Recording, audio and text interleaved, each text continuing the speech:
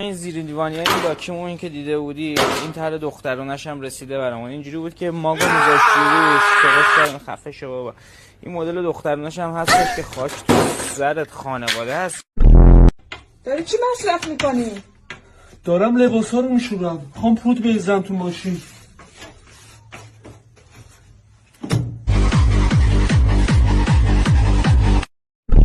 آقا سمت ما قرمه سبزی رو این شکلی میخورم. ببین از بالا میریزی.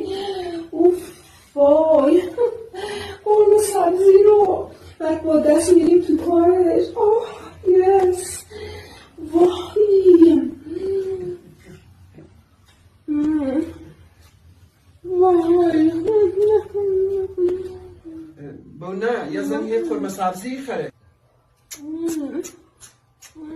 بابا خدا یه زن یه قرمه سبزی خره. بو